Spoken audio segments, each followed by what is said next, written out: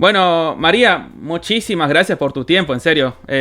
Muchas gracias. Perdón si tardé en responder en LinkedIn, pasa que no es una plataforma que habitúo mucho a veces, pero muchas gracias, en serio. No, gracias a ti, Francisco, por haberme invitado. Realmente yo nunca he estado en un podcast, así que es una Ah, experiencia completamente nueva. Me eh, encanta que tu podcast se llama Mate Geológico y sí, Paleontológico. sí, sí, sí, son... Es que me gustan mucho las dos ramas, paleontología y geología, y me gusta que conecten también. Es una... Pero bueno, y un poco también para ver un poco los desafíos que tienen estas dos disciplinas a veces cuando trabajan en conjunto. Sí, Porque bueno, por ahí uno se enfoca más en lo biológico, la otra más en lo geológico y a veces cuesta como conectar, digamos. sí, es correcto. Y a veces, como en mi caso, que mi formación es principalmente geológica y la parte paleontológica desde el punto de vista de la palinología, porque yo soy palinólogo, pues vino después de que obtuve mi grado en geología. Ah, Entonces, claro. pues yo veía que tenía colegas que venían más del área biológica, yo del área geológica, y siempre hay una visión un poco distinta, ¿no? Claro. Entonces, claro, uno tiene que aprender a comunicarse. Mm, Y bueno, también estando dentro de la geología y un área que es aplicada, pues en la mayor parte de mi carrera trabajé dentro de la industria petrolera. Entonces, también es establecer hasta dónde puedes llegar con tu interés de investigar, de conocer más, y dónde está el aspecto económico, dónde está la aplicación claro. que va a rendir un fruto a la compañía para la que estés trabajando o el país para el que estés trabajando o incluso la universidad para la que estés trabajando. Entonces hay también que hacer la interrelación entre lo que es nuestra pasión, que suele ser la investigación, Claro. y lo que es la aplicación Mm. de nuestras especialidades. Bueno, vamos a entonces a empezar. Igual esto está bueno, esta charla que tuvimos. Vamos a retomar después. Eh, ¿Cómo iniciaste en la geología? ¿Qué te motivó a estudiar esta carrera? Bueno, pues que en el segundo año de la escuela secundaria, el último del bachillerato que se llama en Venezuela, Ujú. había una asignatura, Ciencias de la Tierra. Ah, mira. Y realmente fue amor a primera vista, Francisco. O sea, yo venía como adolescente debatiéndome entre ser escritora o ser abogado, ¿sabes? O no sé, ser científico teniendo aventuras de exploración, pero geográfica. Ujú. Y de repente cuando llegué a Ciencias de la Tierra, como te digo, amor a primera vista, ya no me quedó ninguna duda, yo quería ser geólogo.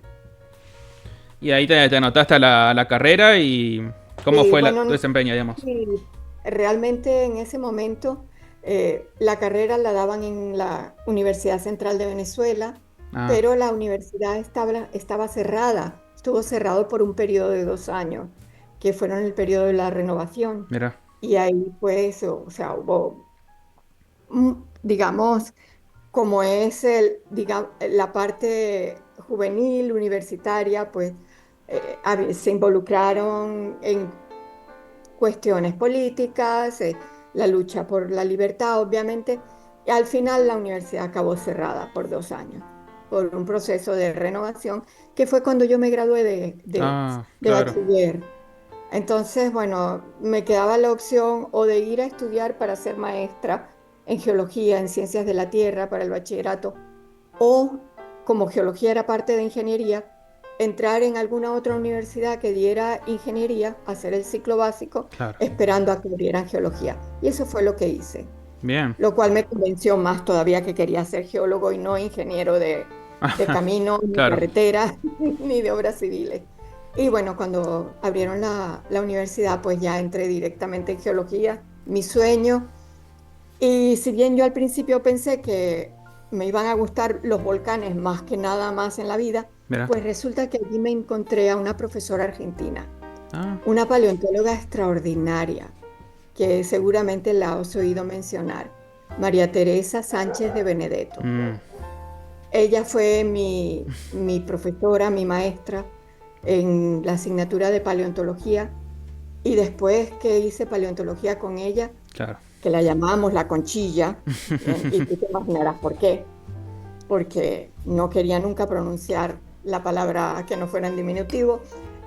Hice todas las posibles materias que ella brindaba, investigaciones, total que me volví en su, en su alumna. Claro. Y eso fue lo que me decidió.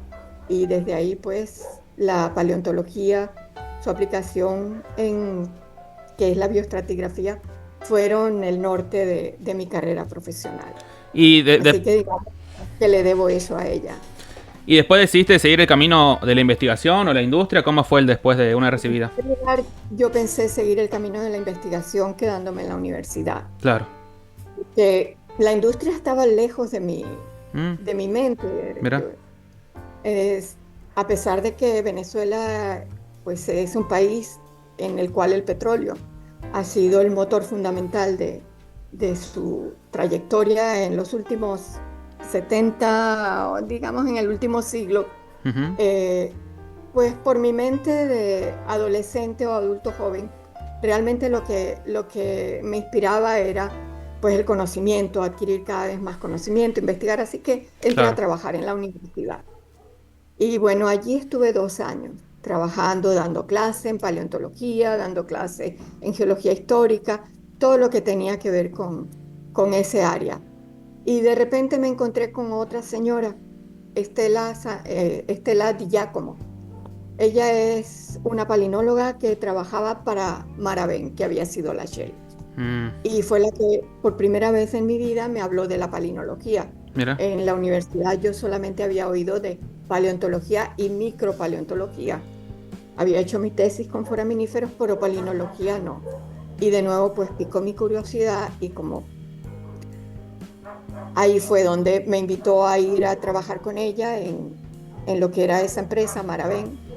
Y ahí empecé mi carrera en la industria petrolera como una aplicación. Dejé la enseñanza, pero digamos que la dejé solamente por un lapso de tiempo, Mi- porque también mientras daba clase recién graduada, me di cuenta que lo que estaba haciendo era repetir los libros, Ah, pero no le estaba dando a mis estudiantes, digamos, la vivencia, claro. la experiencia que yo hubiera tenido como profesional. Eso fue otra de las cosas que me empujó a cambiar, a entrar a hacer al área de bioestratigrafía, pues dentro de la industria, para ver en qué se usaba, cómo se usaba, qué significaba, Claro. y también aprender otra especialidad. Sí, así que eso fue. ¿Y cómo fueron tus primeros pasos, digamos, en la industria petrolera? Me imagino que fue todo un desafío técnico, personal también. Sí, sí, era otro mundo diferente, completamente distinto de la universidad. Eh, pues, digamos, ellos tenían una planificación para los que entrábamos nuevos, pues un poco educarnos en lo que era la industria petrolera, en lo que eran sus aplicaciones. Así que el primer año o año y medio te lo pasabas más que todo aprendiendo ese tipo de cosas. Yo estaba frustradísima porque yo quería hacer palinología y, y mi mentora en palinología lo que había hecho era enviarme al laboratorio a preparar muestras Claro. por varios meses, Uf, más después clases sobre lo que era la industria petrolera. Entonces claro. estaba frustradísima, yo decía, ¿qué es lo que he hecho? Me metieron en un laboratorio a preparar muestras tras muestras tras muestras. Y realmente hoy en día se lo agradezco, porque Mm, he conocido paleontólogos y palinólogos que han llegado a su PhD y son PhDs y realmente no saben lo que pasa en el laboratorio. Y claro. dicen, el fraile que es bueno, sabe lo que pasa en la cocina. Ujú. Es, es importante. Bien. Sí, ese fue el principio. Y a partir de ahí, pues ya fue una vorágine de cosas. Ya, pues, empecé a hacer el seguimiento operacional de pozos exploratorios. Llevaban con helicóptero las muestras desde costa afuera hasta, Mira. hasta tierra. Y bueno, ahí estaba sábado, domingo, lo que fuera, cuando llegaban las muestras. Y a veces con el señor que era el gerente del departamento que estaba N niveles encima de ti, sentado en una silla esperando a que le Oh, dijera claro, en qué nivel estaba. Para una persona tan joven como yo era estresante, pero a la vez era un gran reto. claro. Y es recuerdo con mucho cariño también. ¿Y cómo era ese trabajo? Porque bueno, estamos hablando de un corto plazo, resultados rápidos, pero en un momento sos geóloga, en otro momento sos paleontóloga. ¿Cómo hacías para trabajar en tan corto tiempo? Pues justamente por eso la industria tenía esos planes de inducción, Ah, ¿ok? mira, claro, Eh, la idea era en corto tiempo prepararte para que entendieras cómo era todo el proceso, qué era todo lo que hacían y pues a la vez estabas recibiendo formación en la especialidad en la que ibas a trabajar. De hecho, después de 3 años me enviaron a Holanda a hacer un posgrado, el doctorado en palinología, con el profesor Tomás van der Hamen, mira, un geólogo muy bien conocido en Latinoamérica y especialmente en el norte de Sudamérica y en Colombia especialmente.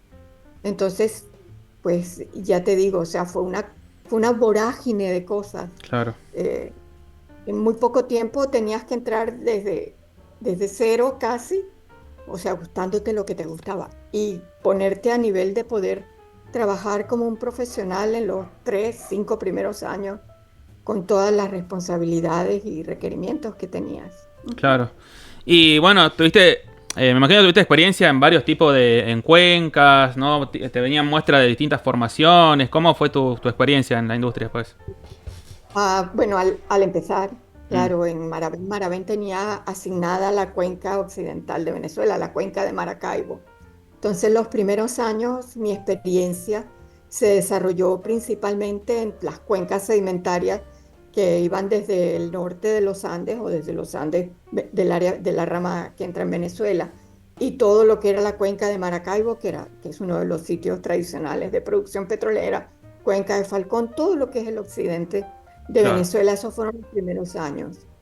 Después, bueno, naturalmente, pues a través de mi carrera llegué a ocupar posiciones como a cargo de los laboratorios y nucleotecas de esta empresa, de Maravén. Después, cuando vino la nacionalización petrolera y la integración de todos los laboratorios, pues me tocó también liderar todos los laboratorios geológicos a nivel nacional dentro de la industria petrolera y también las nucleotecas donde se guardaban todas sus muestras. Claro, Entonces, claro, ahí ya la experiencia se extendió a todo el país, en general a todo el norte de Sudamérica.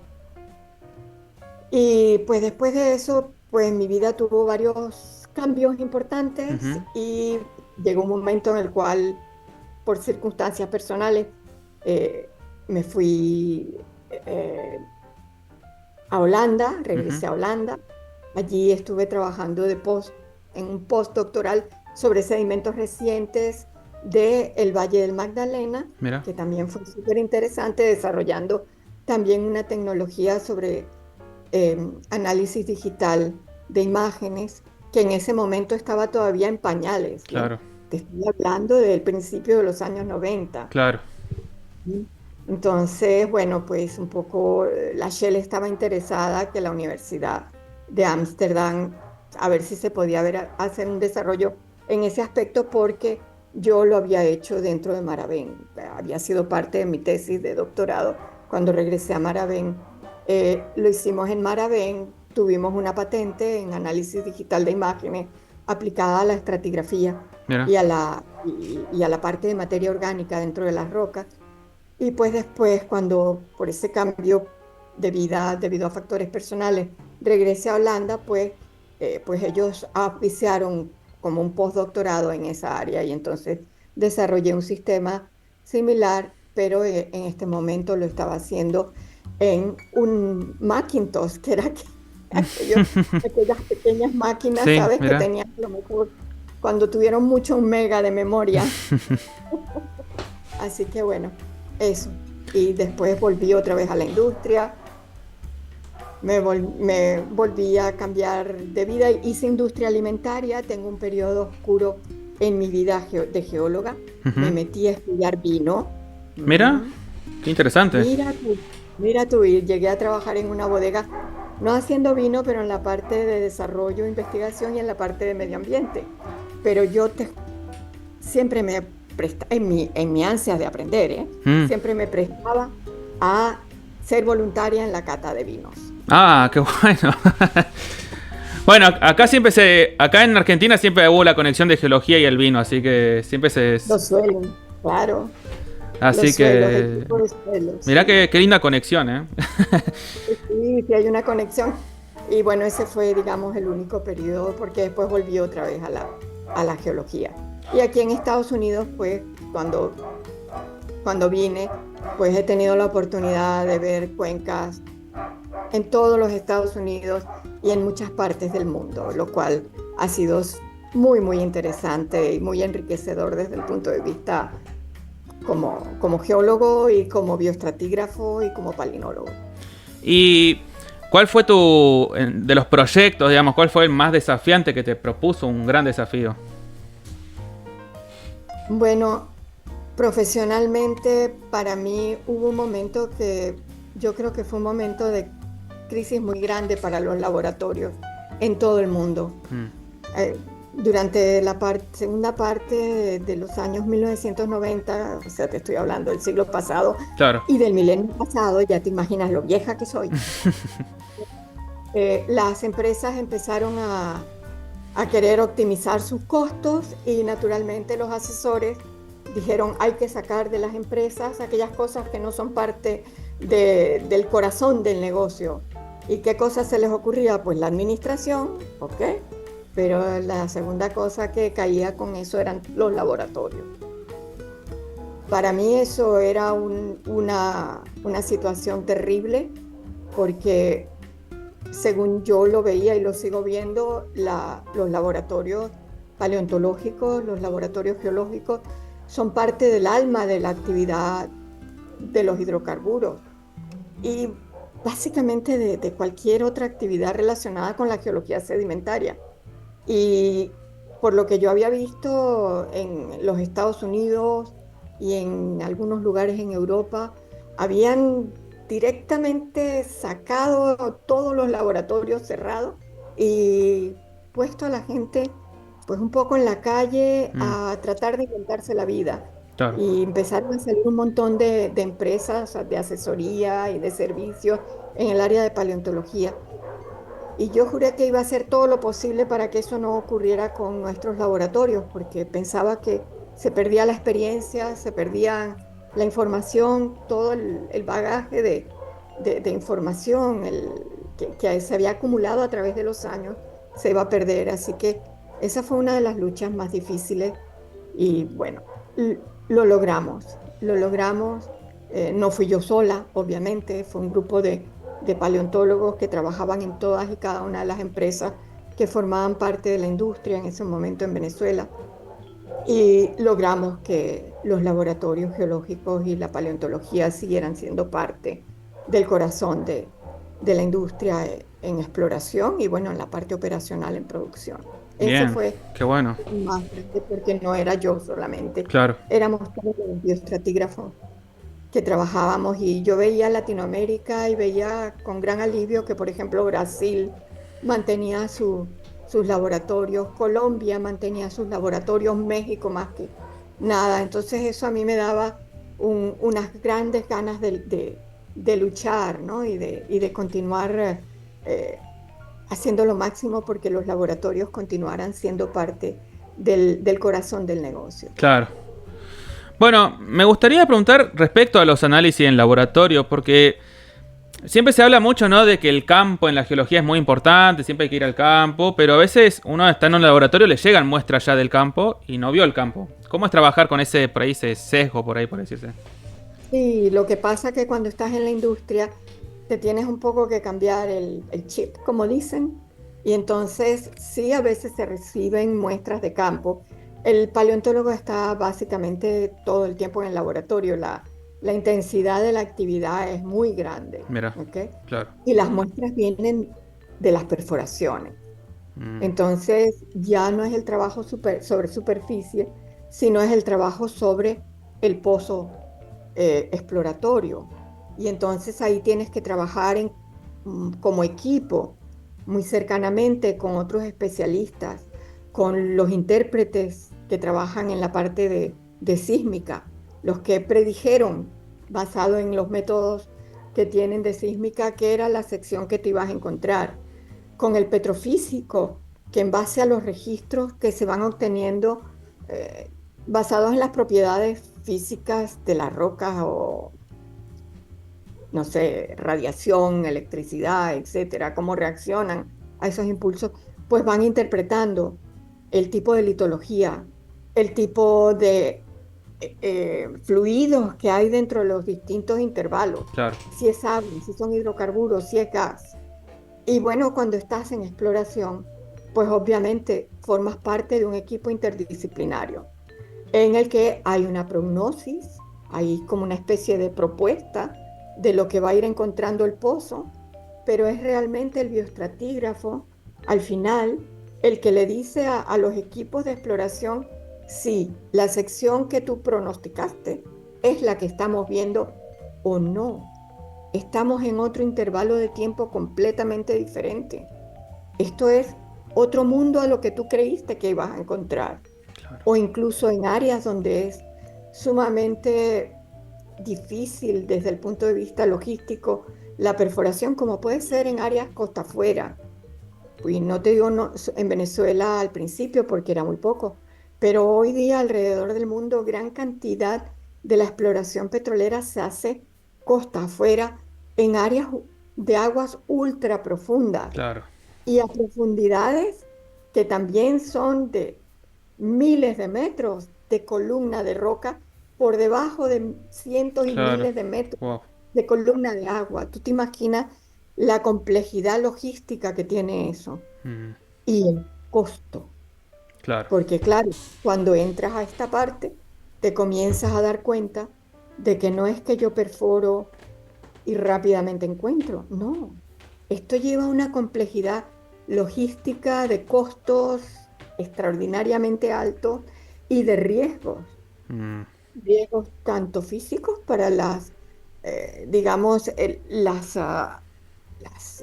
los grupos, los equipos que trabajan en la parte operacional, como riesgos económicos para las empresas, sean nacionales o sean internacionales, transnacionales. Eso no importa.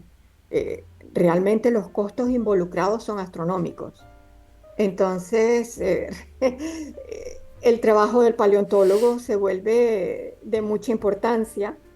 Hay gente que en las últimas decenas de años han tratado de quitarle importancia, pero realmente el resultado ha sido que cuando no llevas al paleontólogo a el sitio de la perforación allá costa afuera, en esos grandes, sofisticados barcos de perforación o en esas plataformas, pues no sabes qué es lo que te vas a encontrar y es probable que te enfrentes a un fracaso económico enorme.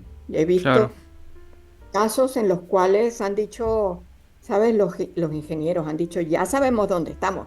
No necesitamos un paleontólogo que nos diga qué sección estamos haciendo, aunque sea un pozo exploratorio. Un pozo de producción, yo Claro. no protesto por un pozo exploratorio.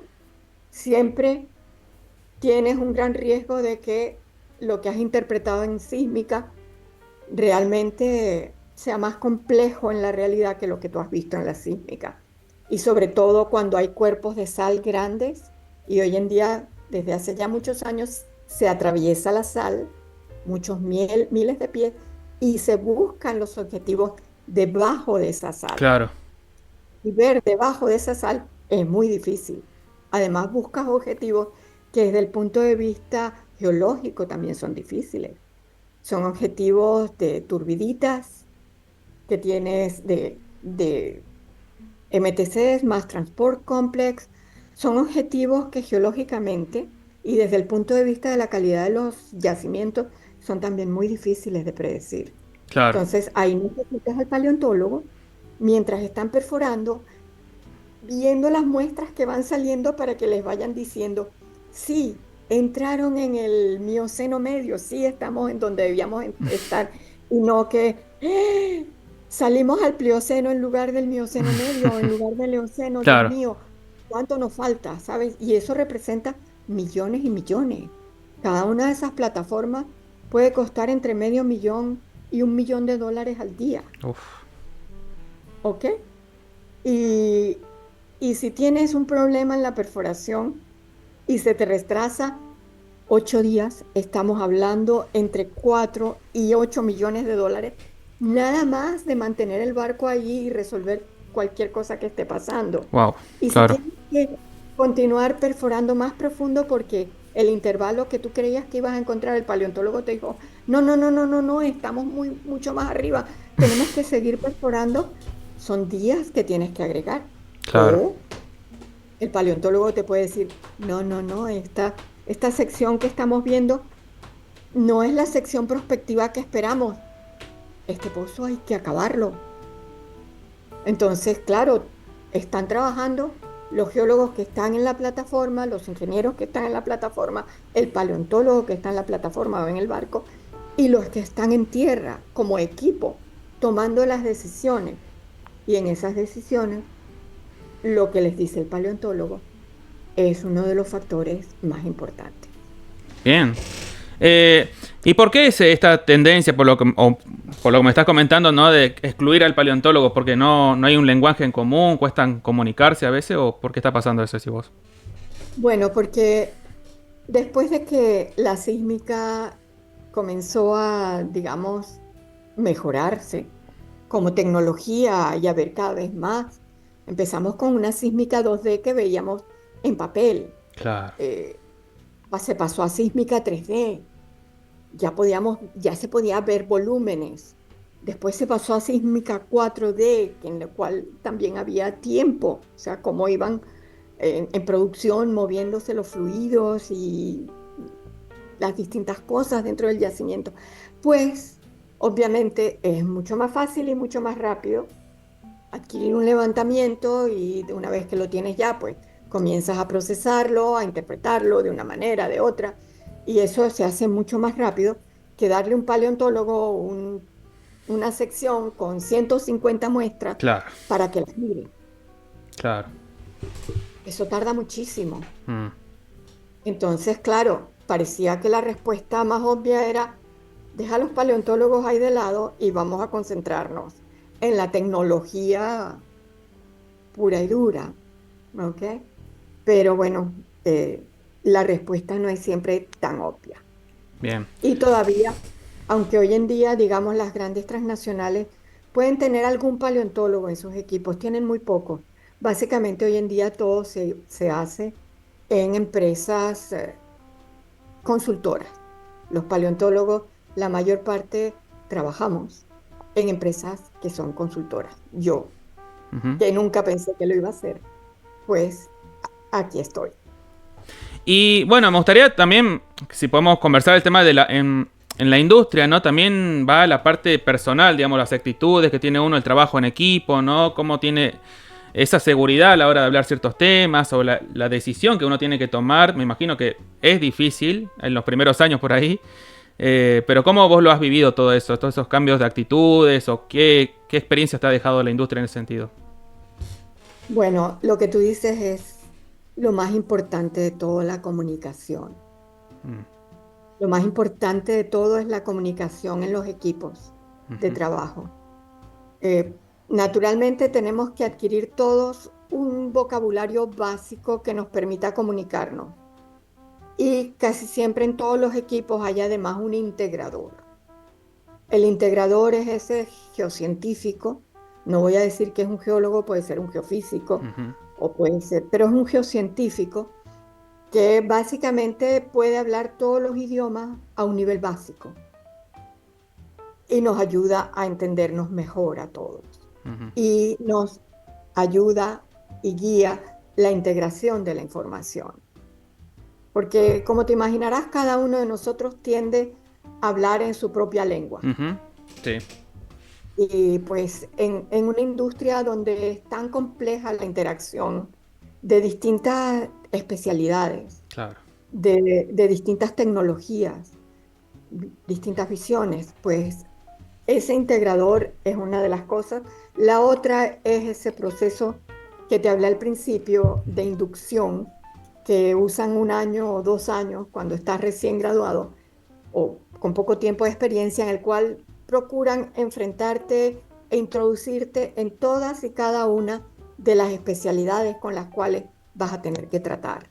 Entonces, te permite entender un poco mejor los puntos de vista de otros y siempre tienes que mantener tu mente muy abierta. Ujú. Bien, porque lo que yo siempre he visto es que hay una diferencia y no me lo tomes a mal, bien, entre los paleontólogos que trabajan en la industria que vienen del área de geología y los paleontólogos que vienen del área de biología. Claro, El que viene del área de geología tiene una comunicación un poco más fluida con los equipos de geocientíficos.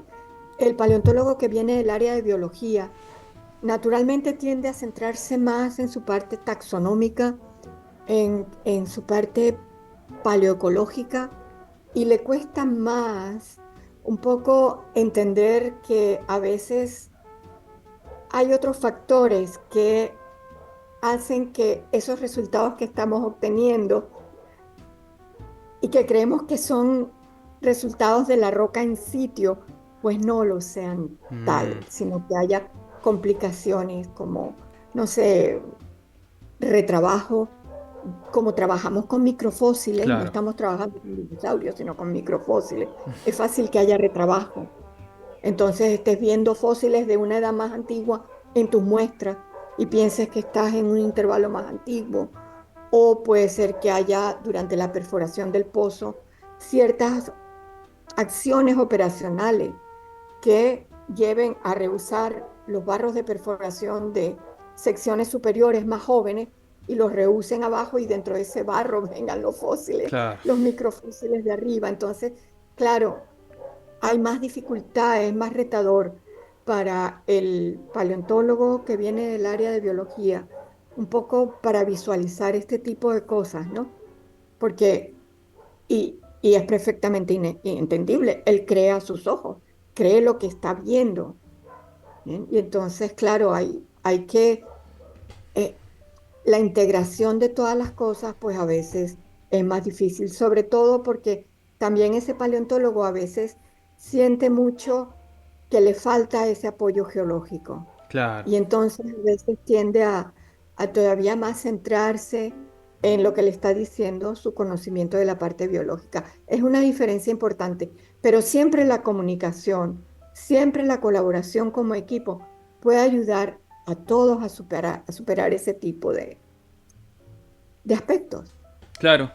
Y bueno, algo que me gusta también hablar sobre el tema de las limitaciones en las distintas herramientas, porque, por ejemplo, en un momento vos sos geóloga, en otro momento sos paleontóloga, economista, sos por ahí no te toca ver geofísica. ¿Y cómo haces para limitar las herramientas? Una dice una cosa, la otra dice otra cosa, y hay que trabajar en conjunto, pero ninguna se puede superponer por encima de otra, digamos. Eh, Tienes toda la razón. Eso es extraordinariamente difícil. Mira, Y siempre que vas a ver una reunión en la cual van a participar múltiples especialistas más el integrador, cada especialista va a defender claro, a muerte. al muerte su especialidad. Sí, sí. Bien. Entonces, pues ahí es donde es la importancia del integrador y del trabajo en equipo. Porque cuando ves a los otros defender también a muerte, lo que ellos ven que es diferente a lo que tú ves, pues llega un momento en el cual entiendes que tienes que llegar a una interpretación conjunta en la cual puedan encajar todas las piezas. Que no es que yo tengo la razón y tú estás equivocado, sino que a lo mejor una parte de lo que yo creo no es completamente toda la verdad y otra parte de lo que tú crees tampoco, pero que cuando uno las dos visiones puedo aproximarme más a esa interpretación real. Es difícil, es Claro. muy difícil. Porque encima también los de arriba están esperando tu decisión también. Entonces hay que tener ese corto plazo también, hay que tener cuidado con el tiempo.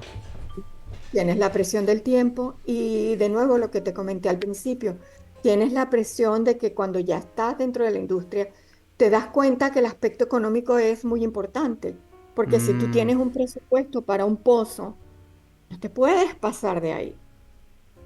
Y cada día que se pierda por cualquier causa, pues significa llevarse una parte muy importante de ese presupuesto y vas a tener siempre al ingeniero de perforación detrás de ti claro, diciendo, nada de eso es importante, nos quedan tantos días y tenemos que llegar en el tiempo, claro, ¿sabes? claro, claro. Y entonces, sí, por eso es tan importante el trabajo en equipo y por eso es tan importante también el ingeniero de perforación, porque él es el que nos trae a la realidad.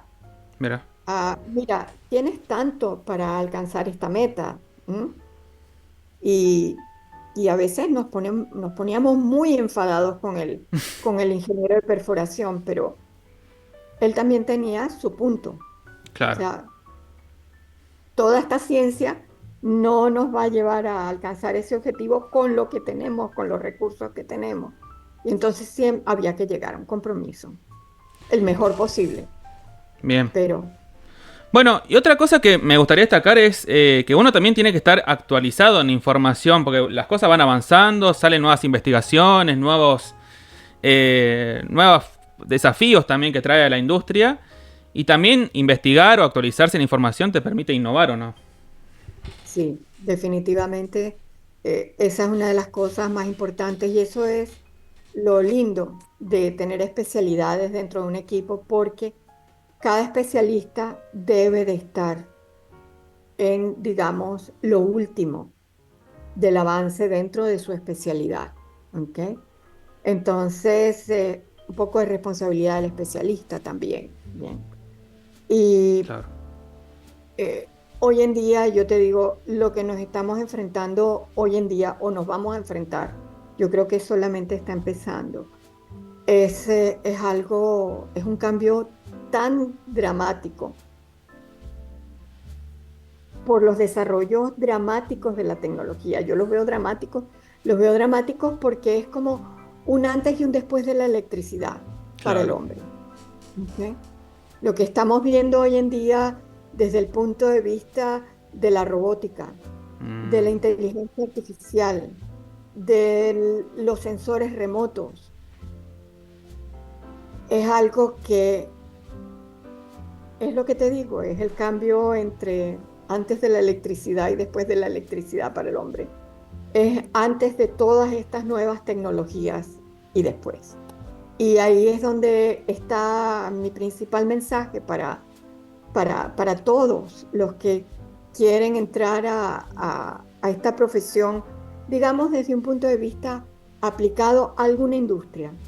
mm, Y es que siempre, además de mantenerse al día en lo que es su especialidad, tienen que mantenerse al día en lo que está pasando en la tecnología y cómo esa tecnología está impactando tus áreas de trabajo.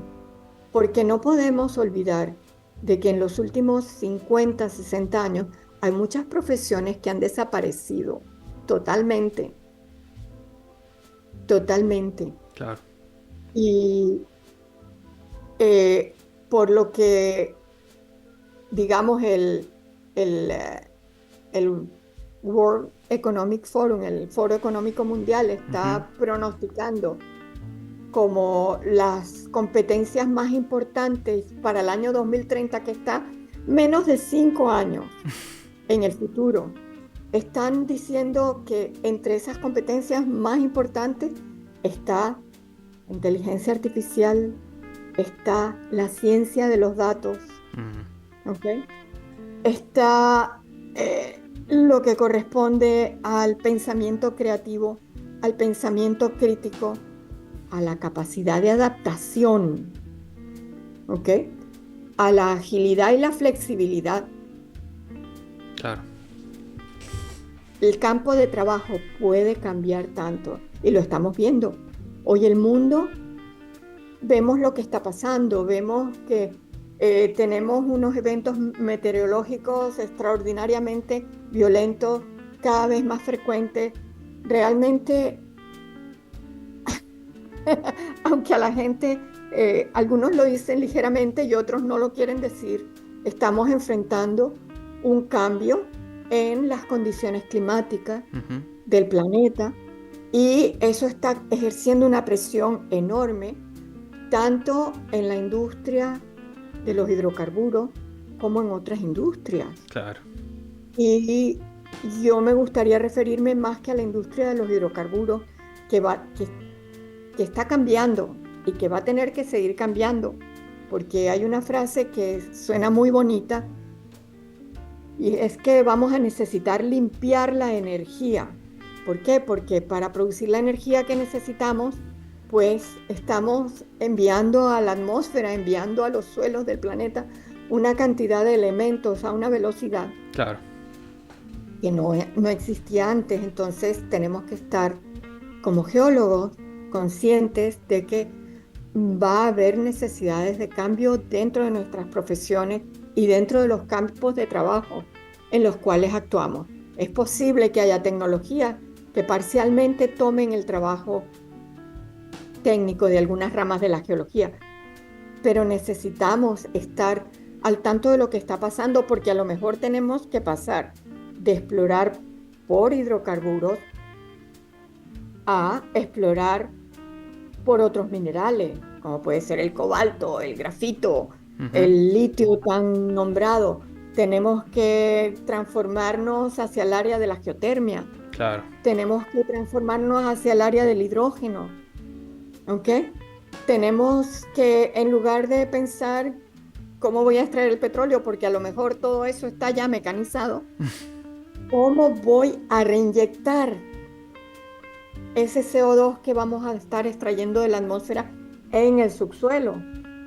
¿Cuáles son los riesgos que se enfrentan con eso? ¿Qué tipo de yacimientos tengo que buscar? ¿Puedo usar yacimientos de petróleo que ya estén completamente exhaustos? ¿O tengo que buscar nuevas opciones para claro. inyectar ese CO2? Entonces, la profesión del geólogo y del geocientífico puede cambiar mucho. Va a seguir siendo fascinante. Va a seguir siendo parte del desarrollo de nuestra humanidad y de nuestro planeta. Pero tenemos que estar al día. Tenemos que ir viendo qué es lo que se va necesitando de nosotros, qué es lo que necesitamos saber y cómo tenemos que utilizarlo. Eso requiere de muchísima, muchísima actualización, muchísima apertura de mente Sí. y muchísima flexibilidad y capacidad de adaptación. Y eso, porque uno por ahí puede funcionar como autodidacta, aprender por uno mismo y adaptarse a los cambios que está sufriendo la industria, no tanto minera como petrolera, pero también me imagino que hace resonancia también en los planes de estudio de las universidades, que tienen que actualizarse también a estos nuevos desafíos, ¿o no? Sí, y lo están haciendo. Eh, Bien. Lamentablemente también hay universidades que están eliminando Ah, especialidades del área de las geociencias. mira, Ok. Recientemente he escuchado una de las universidades famosas está quitando la geoquímica. claro. No sé. Sí, ¿Ok? sí, sí, sí. Entonces, digamos que hay una actualización positiva y otra que puede Retrógrada, limitar claro. también. Punto. Y los profesores, ahí es donde es muy importante que el equipo profesoral haya tenido la oportunidad y tenga la oportunidad de interrelacionarse con Mm, la industria, con las diferentes industrias, no importa que sea de la energía, no importa que sea de la minería, eh, donde quiera que esté en las geociencias, que ese profesor que está enseñando o bien haya tenido experiencia y sea una persona de mentalidad progresista y se dé cuenta que el cambio no es que va a venir, es que está aquí claro. y que tiene que preparar a sus estudiantes para eso. Por eso cuando mis estudiantes me preguntan que qué tienen que estudiar, yo les digo Python, ¿ok? Ciencia de los datos. Claro. Ujú. Familiarícense con lo que tiene que ver con la inteligencia artificial, ¿ok? Aunque ellos ya intentan contestar las tareas con inteligencia artificial, Claro. yo no les digo no lo hagan, yo les digo solamente indíquenme cuál ha sido el prompt que han usado para preguntarle a la inteligencia artificial y cuál inteligencia artificial usaron, porque es la realidad. No tenemos que que taparnos los ojos y decir no existe, no está pasando. Sí existe y sí está pasando, pero está en desarrollo. Entonces, las respuestas que nos van a dar esas tecnologías van a parecer muy lógicas, van a parecer muy reales, pero esas tecnologías, como le dicen hoy en día, alucinan. Claro, Y entonces, si nuestros estudiantes no tienen una preparación sólida y si no les hemos pasado los conceptos y las ideas muy claramente, pues van a creer esas alucinaciones y las van a introducir dentro de su base de datos. claro. Y eso pues, es fatal. Entonces, es una tarea muy difícil la que hay hoy en día. Yo sé que las facultades, sé que las escuelas de geología están revisando sus programas, están viendo hacia dónde hay que ir y esto es un cambio que está ocurriendo y que va a tener que seguir ocurriendo. Mi preocupación es que los jóvenes sean parte de ese cambio, que haya la comunicación entre nosotros, las viejas generaciones y los jóvenes, para que ese cambio vaya en la dirección correcta, porque ese mundo en el cual van a vivir esos jóvenes profesional va a ser muy diferente del que hemos vivido nosotros. Claro. Y tenemos que no coartarlo, sino orientarlo. ¿Bien? Bien. Y bueno, me imagino también la importancia de que la investigación y la industria también vayan en conjunto, ¿no? Por ahí que no tomen caminos separados, sino que también actúen en conjunto para llevar estos cambios mucho más que son desafiantes, me imagino también. Sí, sí, bueno, muchas empresas y también sociedades profesionales Ujú. como la APG, la Asociación de Geofísicos, la Asociación de Ingenieros de Petróleo, muchísimas sociedades profesionales a nivel mundial, en distintas partes, las locales, las internacionales. Todas hacen un esfuerzo inmenso para procurar esa comunicación entre lo que pasa en las industrias y lo que está ocurriendo en el mundo académico. Y yo creo que esa es una de sus labores más importantes hoy en día. Antes era mantener al día a los profesionales, darles acceso a los cambios, pero ahora a través de una cantidad de programas, de competiciones internacionales, eh, están intentando, ¿sabes?, lograr esa interrelación entre lo que es la industria, y de nuevo te digo, energética, minera, donde quiera que empleen geocientíficos, y la academia, que es Mm, fundamental. claro. Bueno, María, me gustaría preguntarte, en tus años de experiencia y también, bueno, formando estudiantes, ¿cuáles son los errores más comunes que uno comete en los primeros años o primeros pasos en la industria? Como profesional que entra a la industria, Claro, cuando uno recién entra, ¿cuáles son los errores que uno suele cometer más comunes, digamos? bueno, lo primero que tienes que hacer es darte cuenta de que las otras especialidades eh, también son muy importantes y también saben muchas cosas que tú no sabes. Bien. ¿Ok? Y necesitas aprender a comunicarte con los equipos de trabajo. Necesitas también aprender a cómo promocionar tu trabajo, a cómo hacer que tu trabajo sea aplicable. No encerrarte y decir, bueno, yo hice esto y esto es lo mío y está muy bien. Sí, está muy bien, siempre y cuando tenga un impacto dentro del trabajo del equipo Claro. y ayude al equipo a ir más allá.